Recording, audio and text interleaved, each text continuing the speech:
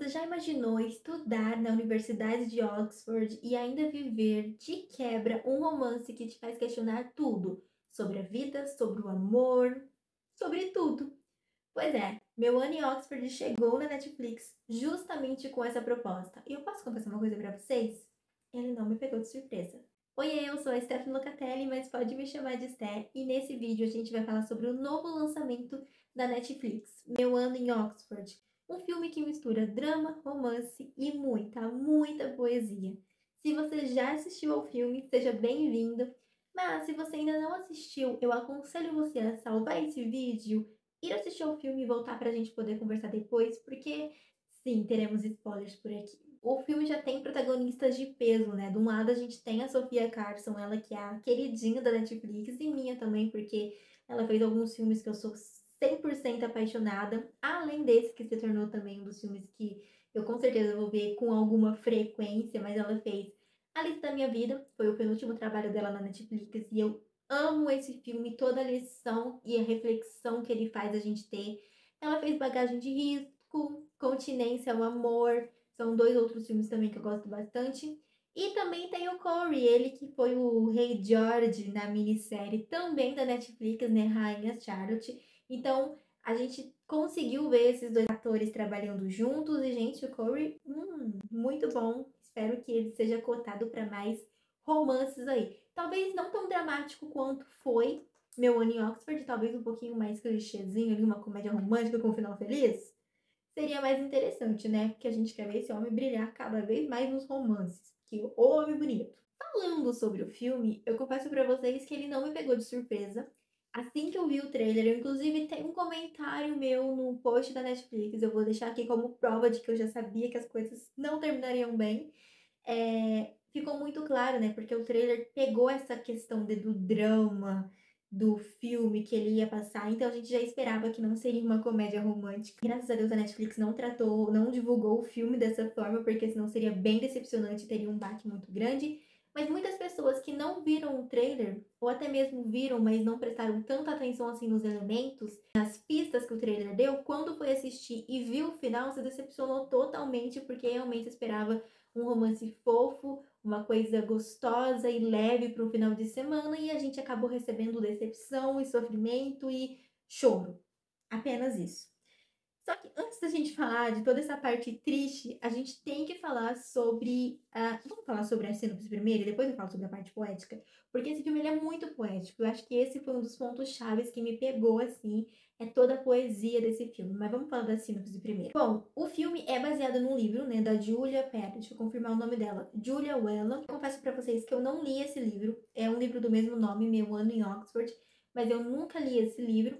E pelo que eu fiquei sabendo de pessoas que chegaram a ler o livro, é que no final do filme, do livro no caso, tem um finalzinho diferente ali, só que a gente já fala disso mais pra frente. A trama segue a Anna, uma estudante americana que se formou em Cornell, e ela conseguiu um emprego muito promissor ali, né, em uma empresa. Só que ela resolve tirar, antes de começar esse trabalho, ela resolve tirar um ano sabático e vai estudar em Oxford poesia vitoriana. Lá ela conhece o Jamie e ela começa a viver um relacionamento com ele. Só que desde o início, o Jamie deixa claro pra ela que ele não quer nada sério e que aquilo ali é muito casual, eles só estão se divertindo porque ele não quer entrar dentro de um relacionamento. E ela, muito ciente de que ela vai voltar depois de um ano pros Estados Unidos, ela mesma fala: olha, tudo bem por mim, e esse relacionamento ele tem data de validade pra acabar. Mas, gente, a gente tá falando de sentimento e assim, a gente não manda no sentimento, não. Inclusive, o relacionamento deles começa com um certo desentendimento, né? Só que depois eles vão se aprofundando ali e começa a florescer sentimentos reais entre os dois. O que torna tudo ainda mais difícil é quando a Anna descobre que o Jamie tem uma doença incurável e a mesma doença acabou tirando a vida do irmão dele alguns anos antes. E a partir daí, o enredo segue o mesmo parâmetro de filmes parecidos, né? Ela acaba conseguindo fazer uma transformação ali na família dele, fazendo com que ele volte a falar com o pai, já que eles tinham alguns desentendimentos. O pai, no final, acaba aceitando que ele já não quer mais seguir com os tratamentos, porque ele sabe que não vai ter nenhum futuro com isso, ele só vai sofrer mais, a família vai sofrer mais, e uma hora ou outra ele vai acabar realmente partindo, né? Então a história vai acontecendo por esse rumo. Até que quando tá chegando no final do ano dela, que ela tá prestes a se formar e retornar aos Estados Unidos, ela decide que ela quer mudar totalmente os planos dela. Ela que sempre levou tudo muito planejado, né? Inclusive quando ela chega ali na Inglaterra, ela tem uma lista de coisas que ela quer fazer em Oxford e tudo mais, sonhos que ela quer cumprir, tudo muito planejado. Ela fala: olha, quer saber? Eu não quero mais nada disso, eu não quero mais trabalhar nessa empresa, eu quero ficar aqui na Inglaterra junto com o Jamie, quero passar os últimos momentos de vida que ele tiver ao lado dele, aproveitar cada momento. E é isso, a mãe dela fica meio surtada no momento, mas acaba concordando. Só que quem não concorda inicialmente é o Jamie, porque ele não quer que ela abra mão de tudo que ela planejou na vida dela pra ficar com ele, sabendo que eles não terão um futuro juntos. Porque ele viu tudo que a namorada do irmão dele passou com o irmão dele nos últimos momentos de vida e ele não queria isso pra ela. E aí tem o clímax ali, né, onde eles acabam se separando, ficando um tempo sem se falar. Ela se forma, chega o momento dela de fato voltar para os Estados Unidos e ela resolve se declarar pela última vez e falar que ela tá super decidida e que ela não vai para os Estados Unidos, ela vai ficar com ele porque ela quer aproveitar cada um dos momentos que ela tiver ao lado dele. No fim das contas, ele acaba aceitando que ela vai ficar mesmo e eles acabam ficando juntos de fato ali no final do filme, quase no final do filme, na verdade, porque ainda mostra ele sendo internado, na verdade, por conta de pneumonia, que ele acabou contraindo porque o sistema imunológico dele estava muito baixo por conta de toda a quimioterapia. E nesse momento, quando ele acorda no hospital e ela tá do lado dele, ela começa a contar para ele, falar, né, em forma de história, como seria se eles fizessem a viagem, o tour pela Europa, que ele queria fazer com ela. Em um dado momento do filme, ele comenta sobre isso com ela, que eles iam passar por Amsterdã, Veneza, Paris. E ela começa a contar como seria, né, esse tour. E o filme vai mostrando cena deles lá em Amsterdã, em Veneza, em Paris. Depois de um tempo, mostra todas essas mesmas cenas com ela sozinha. O que deu a entender é que, na verdade, ela apenas contou para ele como seria, mas não deu tempo deles fazerem essa viagem juntos, esse tour juntos, porque ele acabou falecendo e ela foi e fez sozinha. Para muitas pessoas, tiveram outra interpretação. Tiveram a interpretação de que eles fizeram a viagem juntos e depois ela refez sozinha. Cada um acredita no que quer, obviamente. Eu acabo ficando com a primeira, né, que eles acabaram não conseguindo fazer juntos, por mais triste que seja, porque sempre que ela estava contando a história, ela sempre falou no passado, sabe? Tipo, poderia acontecer, mas não aconteceu. Ela não deu uma certeza de que aquilo estava acontecendo. Por isso que eu fico com a ideia de que, infelizmente, ele não teve tempo de fazer isso. E no final do filme, ele mostra ela se tornando a nova professora em Oxford de poesia. Então, a aula que ela foi ali para aprender, que o Jamie estava lecionando, ela acabou sendo a nova professora. Eu disse para vocês que o final do livro era diferente, porque, pelo que eu fiquei sabendo, no livro não mostra ele morrendo. Na verdade, mostra eles ficando juntos, mas sabendo que aquele tempo deles será curto. Só que não mostra de fato ele partindo para um outro plano, no caso, né? Eu acredito que, por mais triste que tenha sido essa ideia de que ele acabou falecendo, foi legal ver a sequência da vida da Ana sem ele, né? Já que ela tinha abdicado da vida dela para terminar esses últimos momentos de vida com ele. Então foi interessante ver os planos que ela teve, virou professora e tudo mais, fazendo uma coisa que ela amava, que ela sempre disse que quando era pequena ela era muito espontânea, tinha muitos sonhos, era muito sonhadora. E quando ela cresceu, ela acabou abdicando um pouco desse lado sonhador dela e acabou indo pelo que realmente traria mais sucesso, entre aspas. E é legal ver que durante o filme ela foi se tornando, ela foi resgatando essa criança interior e no final acabou fazendo uma coisa que ela realmente gostava, que era poesia, que era lecionar ali poesia, uma matéria que ela tanto gosta. Agora voltando para falar sobre a questão da poesia do filme, eu achei o filme muito poético do início ao fim. São muitas coisas que são ditas ali que nos faz refletir bastante. Por exemplo, tem uma pergunta que ele faz para ela: os momentos só importam se durarem para sempre? Inicialmente, ela responde que sim, para ela os momentos ali, as coisas, na verdade, só importam se durarem para sempre. Só que no final do filme, ela já tem uma outra ideia, né? Tanto é que ela fala que o que de fato importa são os momentos, e os momentos, eles são únicos. E ela queria passar cada momento do lado dele, ao lado dele. Então, toda essa mudança da personagem é legal, usando a poesia para isso, né? Tem uma frase também que ele diz assim que ele chega na primeira aula dele e ela repete na primeira aula dela no final do filme, que é essa é uma frase que eu super concordo, e talvez porque eu seja um pouco poeta, né? Eu concordo muito. A poesia, ela pode ser ensinada, mas deve ser vivida e experienciada.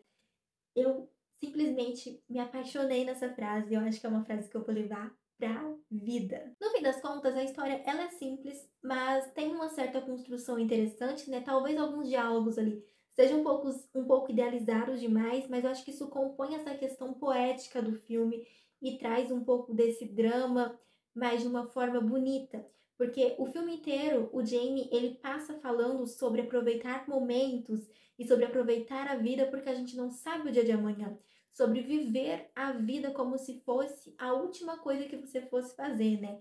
Então eu acho que essa ideia de viva o hoje, não tenta se preocupar com amanhã, não planeje os seus próximos 10 anos.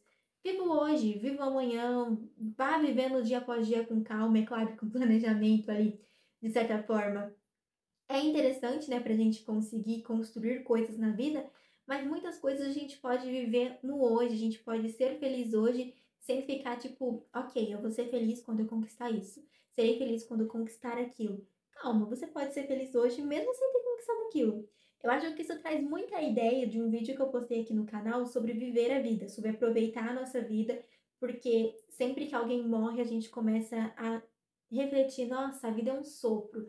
E o que eu gostaria de fazer que eu não estou fazendo, e aquilo fica na nossa cabeça por um tempo, mas quando passa esse sentimento, a gente volta a viver na rotina e esquece totalmente das coisas que a gente gostaria de fazer.